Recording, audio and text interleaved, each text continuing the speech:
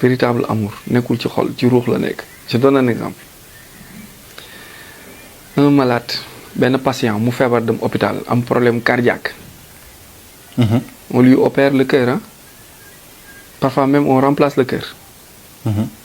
N'est-ce pas? Effectivement. La médecine léegi remplace le cœur peut remplacer le cœur bu plastique wala bu animal. am na. ok après réanimation bu yeewoo kan lay njëkk a laajte wala ñan lay njëkk a laajte le malade l'a opéré du cœur dugg réanimation ñu changé xol bi opéré xol bi changé xol bi fi nekkoon defaat ci beneen xol. bu yeewoo kan lay njëkk a laajte pourtant mi ngi woon inconscient comment subir opération cardiaque mais bu yeewoo ba conscient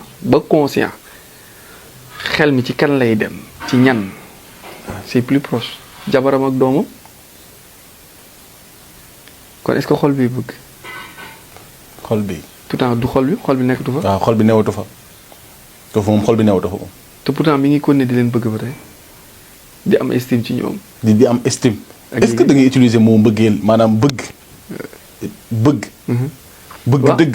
waaw non bëgg dëgg bi la xam nga ñu ngi ci bëgg am na. mais bëgg dëgg comme ci nekk. bëgg dëgg boobu noonu boobu ruux moo koy def.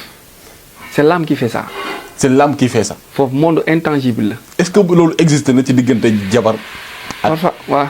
doom xam nga parfois nga dal ci. parfois nga am ko. parfois nga tase ak nit gis ko pour toute une première nga am ci moom yëg-yëg bu nga xamante ni tu as la sensation que cette personne là c'est du déjà vécu c'est du déjà vu xam nga toutes les âmes étaient une avant d'être divisées en deux. Adam ak Awa pour être divisé en 40 après ainsi de suite ramification yooyu lu tax ñuy wax âme sœur mooy sœuru âme bi sa âme yow bi nga yore sœuram mooy bi mu éclaté woo en deux ci kii la nekk léegi loolu la ñuy wax vrai amour moom la ñuy wër mooy ramification bi éclatement wu âme bi. ok moitié bi ne ci yow ci kee la nekk. moo tax ñaan kii sama xarit la xarit dëgg mooy boo jëlee guro nga xar ko ci digg bi di nga gis fu trait bi jaar boo ko xaree su ma lay ñaanee benn bi dama la fallu may ma benn xarit bi mooy may ma benn moitié bi. parce que benn la woon avant muy nekk ñaar ngàddu guro benn la woon avant muy nekk ñaar chance la parfois nga tombé ci ñooñu nga dox ba taseeg kooku comme jabar comme copine mooy wane yéen ñaar nga am benn fusion bu nga xamante ni parfois bu dañuy ànd sëy am ay doom yi sax da nga naan kii yaa ji la nuru wala papa ji doo xam fan lay nekk bu feebaree mu mel ni keneen ki day feebar. bu décédé quelque temps après gis keneen ki décédé génn. mais yooyu c'est des rares c'est des cas. exceptionnel quoi cas yi nga xamante ni ça existe mais du lu nga xamante ni da nga ciy dal chaque jour. mais yeneen amour yi nga xamante ni moom la ñuy nekk di faral di wax yépp te mooy amour boobu laay wax naan ça n'existe pas bi ma naan l'amour n'existe pas mooy comme sànq bi ma la àttee ci destin ak destinée mën nga wax ci benn partie nit ñi attaqué la alors que ñoom fi ñu la attaqué dafa am fu ñu la déggiwul la ci côté bi. mais quand je disais que l'amour n'existe pas waxuma interconnexion ak connectivité des âmes boobu noonu. mais maa ngi wax ci sensuel bi ak sens charnel beeg sens bi. gis nit ki bay. gis ko. boobu da nga ko adoré dafa adoré sax bari na mais dafa am lu la poussé si moom foofu je préfère remplacer amour par intérêt. parce que intérêt boobu noonu moo la dugal ci nit ki parce que am na loo gis ci moom loo bëgg. waaw nga bëgg ko. moom mu yor ko te yoroo ko moom mu complété la ko. donc ànd boobu noonu dafa am looy xaar ci moom. moom aussi bu nee la waaw dafa am lu muy xaar ci yow. foofu l'amour n'existe pas y a que des intérêts qui nous lient. parce que loolu fa nekkatul.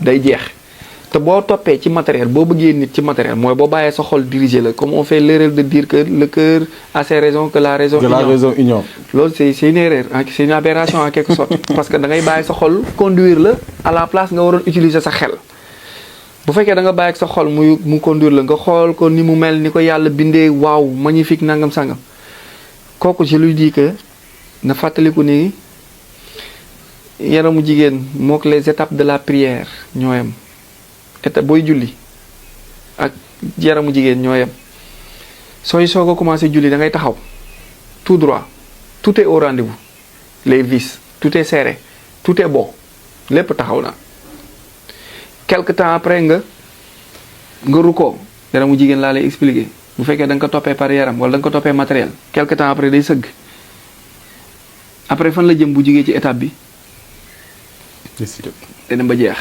lépp wàcc lépp lu nekkoon ci moom lu taxawoon lu dëgëroon lu taxoon nga toppoon ko mu nekk forme beeg yooyu wàcc na ba jeex tàkk bu doon lool nga ko toppee woon da nga koy bàyyi bu doon xel nga ko toppee woon doo ko bàyyi bu dee ruux nga ko toppee woon esprit aussi doo ko bàyyi moo tax n'aimez pas avec le cœur aimez plutôt avec l'esprit. waaw moo tax bul topp ak xel bul topp ak xol topp ak xel. topp ak xel. waaw topp ak xel parce que yàlla bàyyiwul nit mu matee lépp yàlla daf ko jox lépp ba pare joxu ko lépp. day am benn lu mu rocciwaat ci moom téye ko pour moom ci yàllaam ji pour unicité moom omniscience am omnipotent bi. du la bàyyi ak lépp. sëñ Abdoulaat daa mosoon am benn gan ku ko waaju ko seet si woon ñëw ak ay rangoñam mu ne ko lan la mun ko soxna see ma wàcc mun ko newoon naa la nga topp yàlla. Baay Laat ni ko newoon naa la nga topp yàlla. boo toppoon yàlla li yëpp du la ci fekk. boobu neewu ko bul topp sa jabar de neewu ko bu ko bëgg de mais mi ngi koy poussé ni ko asaka ni ko bàyyil réserve bu nga xamante ni bul joxe lépp bàyyil tuuti pour bu ëllëgee ñu mën laa sédd. pour bu daanu jotee nga am foo wéeru mais loolu xol mënu ko. parce que xol lu ko neex rek lay def. effectivement alors que bu dee xel bi mën na def nii moo tax sëñ Cheikh Al Maktoum danaan ku tàmm wax ak sa xel ku tàmm wax ak sa bopp doo am problème wax ak sa morom parce que lépp loo war a wax ak sa morom répété nga ko. dëgg la. ak sa xel. dëgg la. moo tax olof naan ñegeñaay waxul ñegeñaay objet bi. waxtaan ak sa ñegeñaay mais boo tëddee xel bii nii mi ngi lay répété li nga defoon journée bi mais mi ngi lay fàttali li nga war a def suba mais am na beneen bi nga xamante ni mi ngi naan la waaye saa yi dóoral mu daanu effectivement boobooy xol bi. boobooy xol bi. dinaan la defal nànk xoolal ni ngay def demal nànk. boobooy xel bi. boobooy xel bi mais par exemple est-ce que xel mën na logiquement par exemple contrôler loo xam ni. intérêt mënul dugg foofu. nee naa léegi le cœur a un esprit. comme l'esprit a un esprit. L'esprit de l'esprit c'est l'âme. Et l'esprit du cœur c'est le cerveau c'est l'esprit. bu njëkk bi maintenant profondeur esprit mooy âme moo tax esprit moo gën a profond. le cœur a un esprit l'esprit a un esprit. l'esprit de l'esprit c'est l'âme. yow bu fekkee xalaat nga rek xel mi taxaw na fi nga xalaatee teg xel mi taxaw na ñaari xel yëpp taxaw na bi naan la pour ak contre ñoom ñaar ñëpp taxaw na yow kay yaa topp xol bi parce que dalaa neex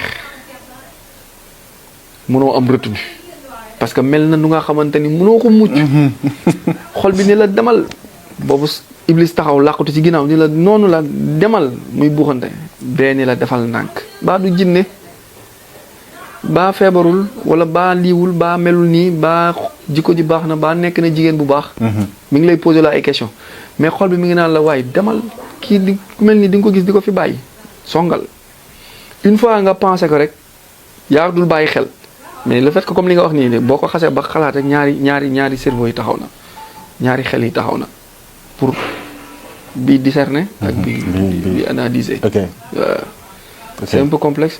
ouais c'est un sujet boo xam ne c'est ñu bari dinañ ci réfléchir ñu bari dinañ wax ñu bari duñ jubóo aussi. effectivement c'est un sujet bu nga xamante ni ku nekk sa gis-gis la.